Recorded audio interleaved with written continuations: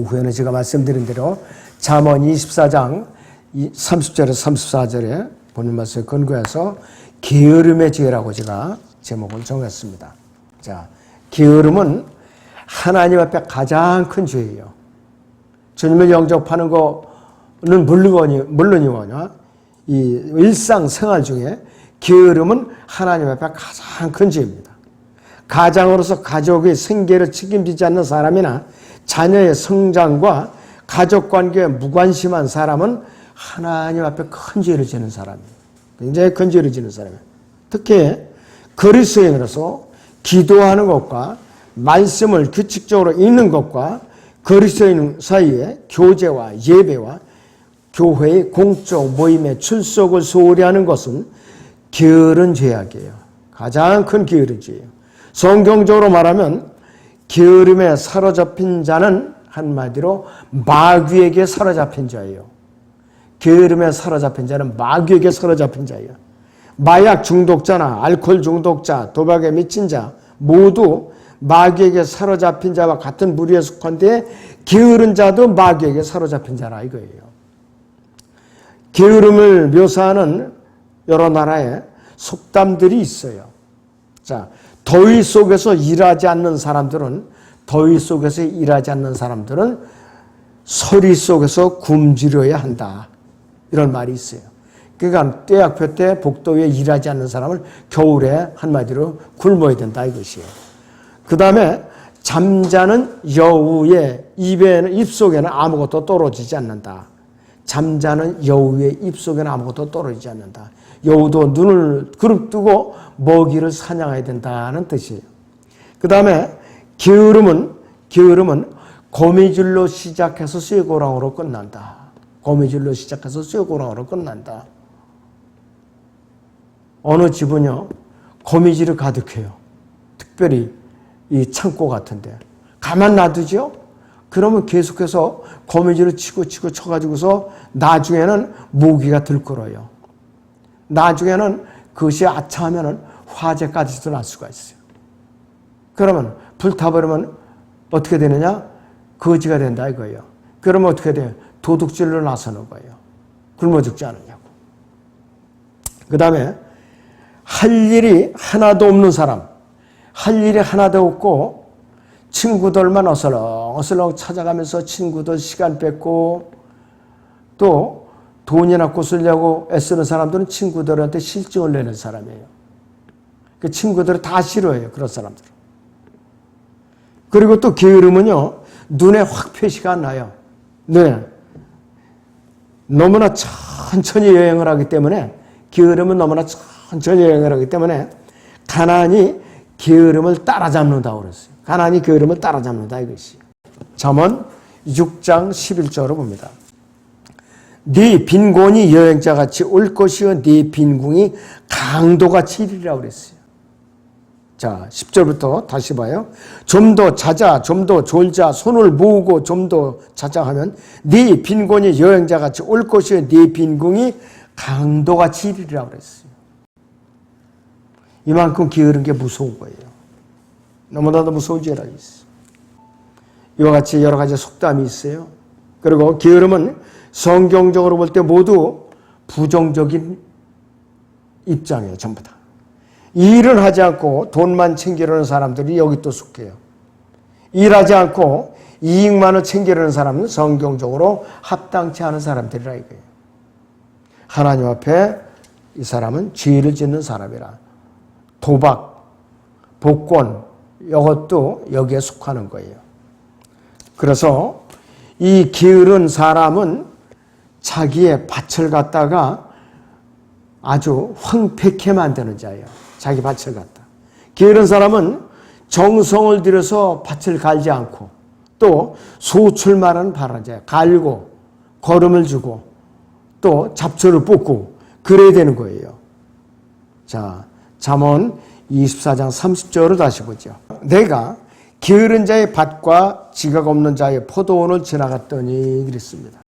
명철이 부족한 자, 이 게으른 사람은 명철이 부족한 사람이에요. 밭에 온갖 잡초, 가시덤불 이런 걸로 뒤엉켜가지고 밭이 작물을 보호해 줄 것이라고는 아무것도 없어요. 오히려 작물이 자라나는데 방해만 된다 이것이에요. 저 같은 경우는 중학교 때까지 농촌에서 자랐어요. 초등학교 때부터 농사를 지었기 때문에 너무나도 피부에 와서 닿는 말씀이에요. 자, 논에 모를 내고 나서요. 모를 내고 나서 가만 놔두잖아요. 잡초 중에 피라는 말이 있어요. 피살이 한다 그러죠. 피가 있어요. 가만 놔두면 이 피가 자라나는 게 벼보다 더 빨리 자라요. 더 잘 퍼져요. 그건 거름을 안 줘도 어떻게 이렇게 번성이 자라는지 퍼지는지 몰라요. 자, 그런데 아차하는 수에 그냥 피가 무성하게 자라나니까 지나가는 사람들이 놀려대요. 그거 참 한심하구만. 절해가지고서 입속에 밥이 들어가나고 전부 다 손가락 찌르고 지나간다 이거예요. 맞는 말이에요. 게으른 사람은요, 이러한 자의 자기 소유의 밭을 보고 교훈을 얻고 지혜를 얻었는데도 불구하고 정신을 못 차리는 거예요. 그만큼 게으른 것이 무서운지라 이것이. 온갖 잡초로 뒤엉켜가지고서 이 사람은 나중에는 가난하게 되는 거예요. 소득이 줄어드니까 자꾸. 극심한 빈궁이 그 사람을 따라잡는다 이것이. 잠언 14장 23절을 보죠. 모든 수고에는 유익이 있으나 그랬어요.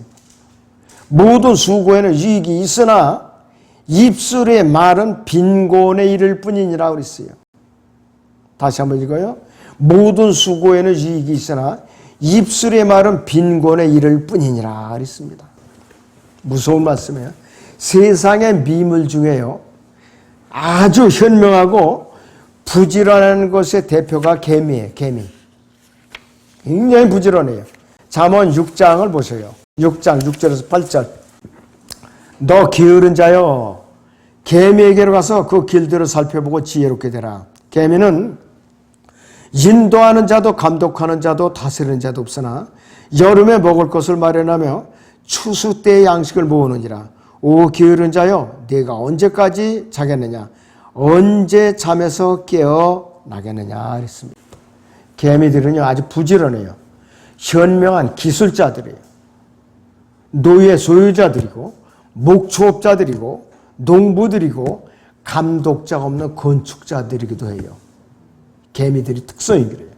개미들은 각자 능력에 따라서 일을 하고 조화롭게 일을 할 뿐만 아니라 위험에 처했을 때 포기하지 않아요.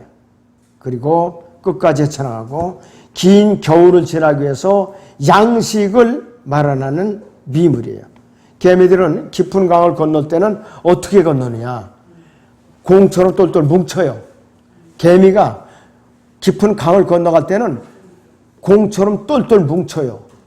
자, 그리고 똘똘 뭉쳐가지고 이 강을 건너 급류 속에서 회전하면서 건너가요. 또 똘똘 뭉쳐갖고 공처럼 똘똘 뭉쳐갖고 회전하면서 건너가요.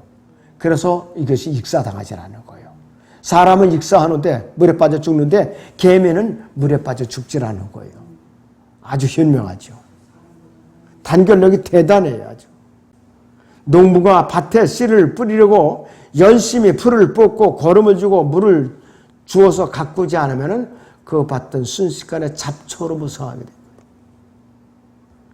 그래서 본래의 씨는 싹은 튀긴 텄는데 잡초가 이제 막혀서 잡초의 기운이 막혀서 자라지 못하고 죽고 마는 것이에요. 씨앗을 뿌려놨어도. 자, 영적으로 우리 그리스도인들에게 적용시켜 보면은요, 그리스도인이 세상이라는 밭에다 복음을 전해 말씀의 씨앗을 뿌리고 가꾸는 일에 기울려면 마귀가 자신의 마귀의 씨앗을 뿌리고 부지런히 가꾸어서 마귀가 기르는 잡초만 무성하게 된다 이것이에요. 그리스도인은 없고 마귀 일꾼들만 득실거리게 된다 이 뜻이에요. 자, 그렇게 되면은 하나님의 자녀들을 끊임없이 이제 괴롭히니까 어렵게 되는 거죠. 그래서 그리스도인들은 늘 깨어있지 않으면 안 돼요. 세상이라는 밭에다 부지런히 하나님의 말씀을 뿌려서 하나님의 자녀들을 탄생시키기 위한 말씀의 씨앗을 부지런히 뿌리고 가꾸지 않으면 마귀가 세상이라는 밭, 그리스도인이 씨앗을 뿌려서 이 싹트에서 하나님의 자녀들을 태어나게 해야 할 이 세상이라는 밭을 마귀가 빼앗아가 버린다 이거예요. 그래 마귀가 자기 씨앗을 뿌려서 자기 새끼들을 계속해서 길러내는 것이. 그래서 우리 그리스도인들은 세상이라는 밭에서 부지런히 말씀의 씨앗을 뿌려야 된다 이것이에요. 말씀의 씨앗을. 싹이 텄으면은 한 사람의 생명이 탄생했으면은 피살이라고 잡초를 갖다 뽑아내듯이 마귀의 방해를 물리쳐서 부지런히 길러내야 되는 거예요. 부지런히. 이 일을 하지 않으면 교회도 쇠퇴하고 개인도 쇠퇴하게 되는 것이요.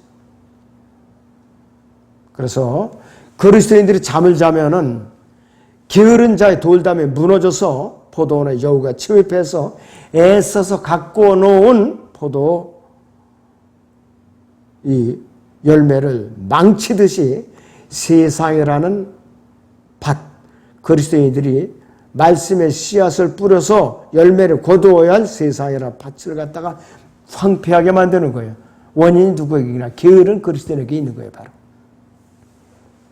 자, 영적으로 게으른 그리스도인에게는 빈곤이 여행자같이 오는 거예요. 빈곤이. 여행자같이 오는 거예요. 어느 날 영적 빈곤이 여행자같이 찾아오는 거예요. 영적인 빈곤이. 이 영적인 빈곤이 찾아오면 그 비참함이라는 것은 말할 도 없어요. 말할 것도 없어요. 문제는 뭐냐? 그 영적인 빈곤이 찾아오는데 뭐냐? 깨닫지를 못하는데 문제가 있는 거예요. 요한계시록 3장 17절을 보죠. 네가 말하기를 나는 부자며 부유하고 아무것도 부족한 것이 없다고 하지만 너는 비참하고 가련하며 가난하고 눈멀고 헐벗은 것을 알지 못하는도다 그랬습니다.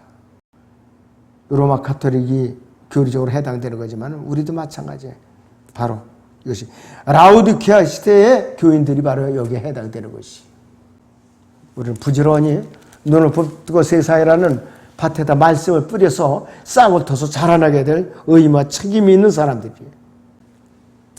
그래서 우리는 그리스도인들은 일하라고 부르심을 받은 사람들이에요. 일하라고. 어떤 일? 영적인 일. 새 생명을 낳는 일.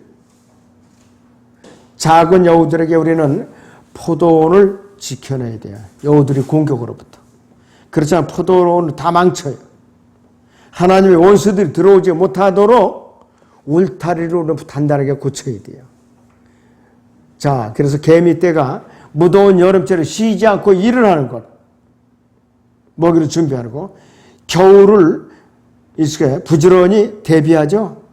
그런데 여체나 배짱에는 뭐냐? 한여름에 그늘에서 즐거운 노래만 불러요. 여체나 배짱에는. 그러니까 여체나 배짱에는 어떻게 되느냐? 양식을 대비하지 않으니까 배고픔을 당한다 이것이요. 게으름 때문에. 자, 그래서 하나님께서는 욥기 12장 7절을 보죠. 자, 욥기 12장 7절을 보죠. 그러나 이제 짐승들에게 물어보라. 그들이 너를 가르치리라. 공중의 새들에게 물어보라. 그들이 너에게 말해주리라. 그랬습니다. 그래서 잠언 10장 4절에서는 손을 게을리 놀리는 자는 가난하게 되나 부지런한 손은 부를 이루니라 그랬어요. 잠언 10장 4절 말씀. 다시 한번 말씀드리면은 손을 게을리 놀리는 자는 가난하게 되나 그랬어요. 부지런한 손은 부를 이루느니라 그렇게 말씀을 하고 있어요. 그래서 구원받지 못한 혼을 부지런히 주님께로 이겨오는 아들은 아버지를 기쁘게 한다고 그랬어요. 하나님을 기쁘게 한다는 뜻이에요. 어리석은 아들은 그의 어머니의 근심이라고 그랬어요. 예수 그리스도께서는 너희가 많은 열매를 맺는 이 일로 내 아버지께서 영화롭게 되실 것이요 그랬어요. 많은 열매를 맺는 일. 그래서 모든 씨는 그 종류대로 이제 열매를 맺듯이 바른 교리대로 믿고 실행하는 우리 그리스도인들도 헛된 시간을 낭비하면 안 돼요. 또 다른 생명을 낳는 일에 우리는 시간을 쏟아야 돼요. 그리고 양육시키고 바쁘게 시간을 보내야 되는 것이에요. 한 사람의 죄인이 예수 그리스도께로 인도하면은 하늘에서 아주 기뻐합니다. 하늘에서 아주 기뻐해요. 누가복음 15장 7절을 보죠. 내가 너에게 말하는 이와 같이 하늘에서는 회개할 필요가 없는 99명의 의인들보다 회개하는 한 사람의 죄인을 더 기뻐하리라. 10절 내가 너에게 말하노니 이와 같이 죄인 하나가 회개하면 하나님의 천사들이 면전에 기쁨이 있느냐라고 하시니라 이것이. 그 구원상담원에서 누가 영접해서 구원을 받았어요.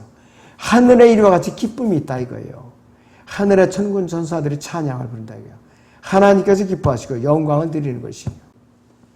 유대인들은요, 여름에 밀, 석류, 포도 이런 무화과를 수확을 해요. 언제? 계절적으로 6월에서 9월 사이에 수확을 합니다.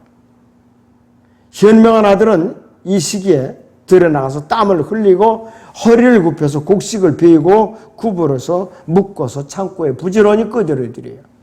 에베소서 보죠. 5장 14절에서 15절을 봅니다.